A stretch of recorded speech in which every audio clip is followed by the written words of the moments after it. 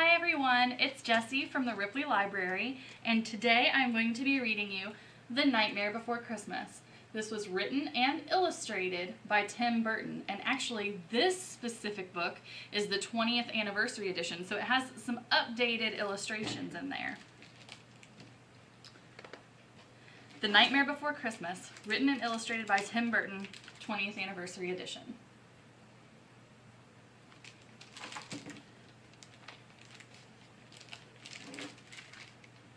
I love that.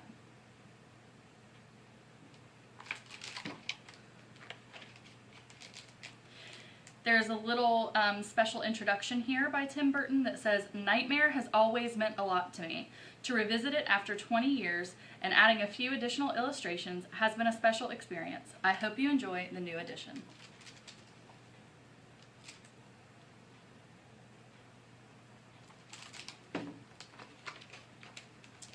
It was late one fall in Halloween land, and the air had quite a chill.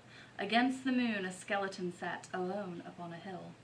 He was tall and thin, with a bat bow tie. Jack Skellington was his name. He was tired and bored in Halloween land. Everything was always the same.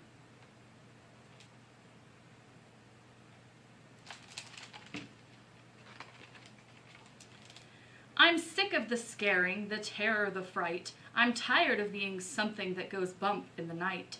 I'm bored with leering my horrible glances, and my feet hurt from dancing those skeleton dances.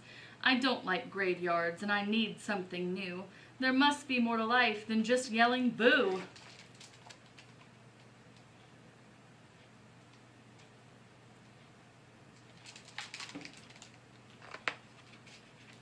Then out from a grave with a curl and a twist came a whimpering, whining, spectral mist. It was a little ghost dog with a faint little bark and a jack-o'-lantern nose that glowed in the dark. It was Jack's dog Zero, the best friend he had, but Jack hardly noticed, which made Zero sad.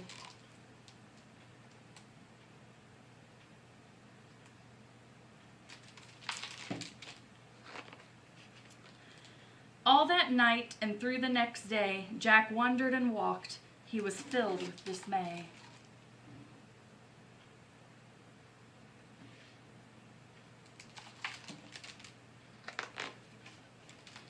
Then deep in the forest, just before night, Jack came upon an amazing sight. Not 20 feet from the spot where he stood were 3 massive doorways carved in wood. He stood before them, completely in awe, his gaze transfixed by one special door. Entranced and excited, with a slight sense of worry, Jack opened the door to a white, windy flurry.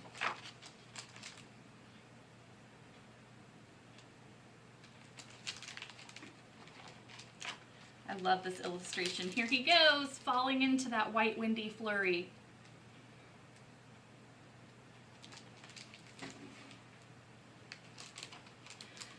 Jack didn't know it, but he'd fallen down in the middle of a place called Christmas Town. Immersed in the light, Jack was no longer haunted. He had finally found the feeling he wanted. And so that his friends couldn't think him a liar, he took a present-filled stocking that hung by the fire. He took candy and toys that were stacked on the shelves, and a picture of Santa with all of his elves. He took lights and ornaments and the star from a tree, and from the Christmas Town sign, he took the big letter C. He picked up everything that sparkled or glowed. He even picked up a handful of snow. He grabbed it all, and without being seen, he took it back to Halloween.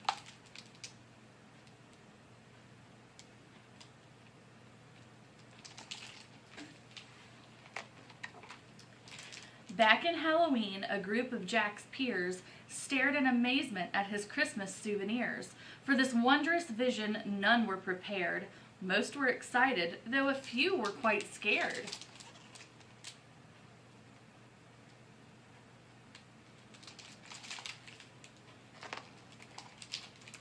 For the next few days, while it lightened and thundered, Jack sat alone and obsessively wondered, why is it they get to spread laughter and cheer while we stalk the graveyards, spreading panic and fear?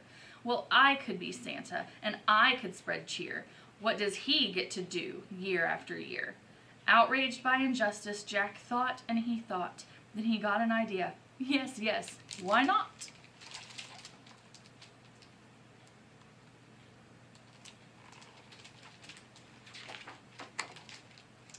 In Christmastown, Santa was making some toys, when through the din he heard a soft noise. He answered the door, and to his surprise, he saw weird little creatures in strange disguise. They were altogether ugly and rather petite. As they opened their sacks, they yelled, "Trick or treat!" Then a confused Santa was shoved into a sack and taken to Halloween to see Mastermind Jack.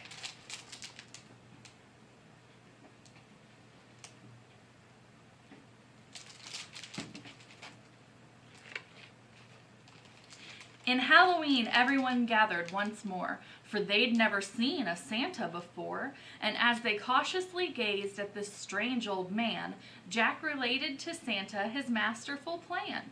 "My dear Mr. Claus, I think it's a crime that you've got to be Santa all of the time. But now I will give presents, and I will spread cheer. We're changing places. I'm Santa this year.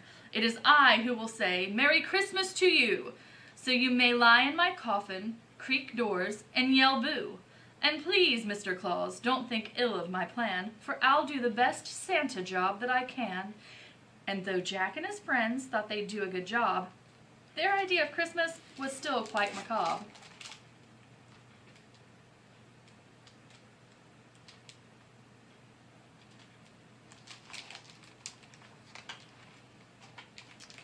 They were packed up and ready on Christmas Eve day, when Jack hitched his reindeer to his sleek coffin sleigh. But on Christmas Eve, as they were about to begin, a Halloween fog slowly rolled in. Jack said, "We can't leave. This fog's just too thick. There'll be no Christmas. I can't be Saint Nick." Then a small glowing light pierced through the fog. What could it be? It was Zero, Jack's dog. Jack said, "Zero, with your nose so bright, won't you guide my sleigh tonight?" And to be so needed was Zero's great dream, so he joyously flew to the head of the team. And as the skeletal sleigh started its ghostly fight, Jack cackled, "Ha! Merry Christmas to all, and to all a good night."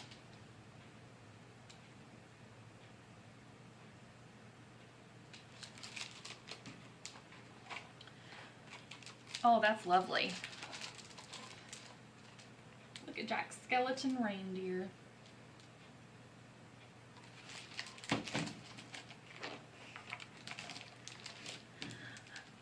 'Twas the night before Christmas, and all through the house not a creature was peaceful, not even a mouse.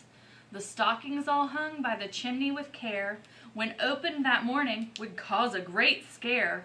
The children all nestled snow snug in their beds would have nightmares of monsters and skeleton heads.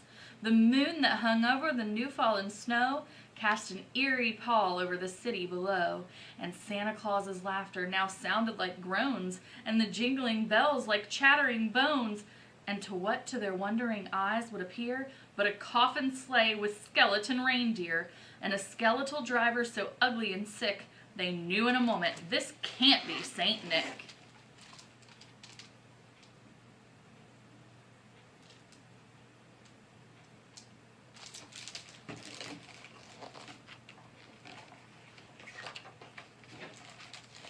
From house to house, with a true sense of joy, Jack happily issued each present and toy.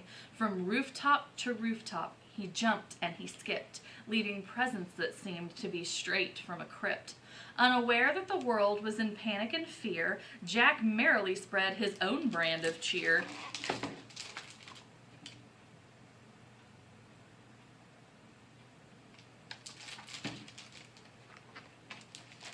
He visited the house of Susie and Dave. They got a Gumby and a Pokey from the grave.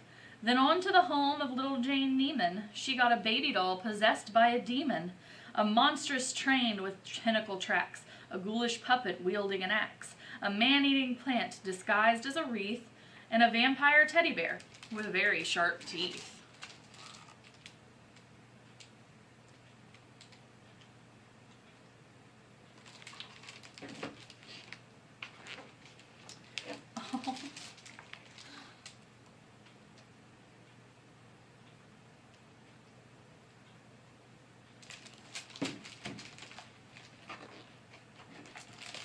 There were screams of terror, but Jack didn't hear it. He was much too involved with his own Christmas spirit. Jack finally looked down from his dark, starry frights and saw the commotion, the noise, and the light. Why, they're celebrating. It looks like such fun, but they're thanking me for the job that I've done. But what he thought were fireworks meant as goodwill were bullets and missiles intended to kill. Then amidst of the barrage of artillery fire, Jack urged Zero to go higher and higher, and away they all flew like the storm of a thistle until they were hit by a well-guided missile. As they fell in the cemetery, way out of sight, it was heard, "Merry Christmas to all, and to all a good night."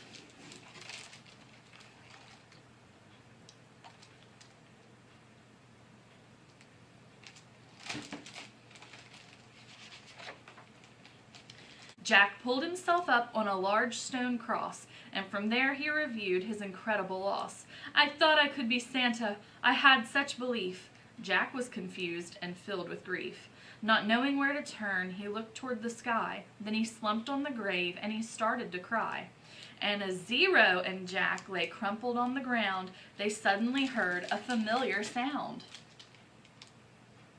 Poor sad Jack. "My dear Jack," said Santa, "I applaud your intent. I know wreaking such havoc was not what you meant. And so you are sad and feeling quite blue, but taking over Christmas was the wrong thing to do.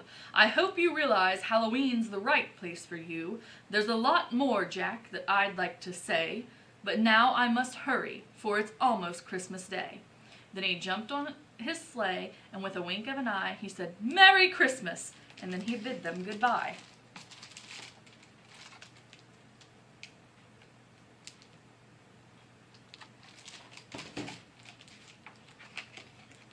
Back home, Jack was sad, but then like a dream, Santa brought Christmas to the land of Halloween. Beautiful snow. The end. And then, of course, we have all the Jacks. So, this was The Nightmare Before Christmas, written and illustrated by Tim Burton, read to you from Jessie at the Ripley Library. I want to remind you that we are trying to grow this YouTube channel so that we can do more for you as the community. If you would please like and subscribe, and get your friends to like and subscribe, it would really help us out and give us a little bit more encouragement to bring you some new content. So I hope you all have a happy holiday season, and thanks for listening. Bye!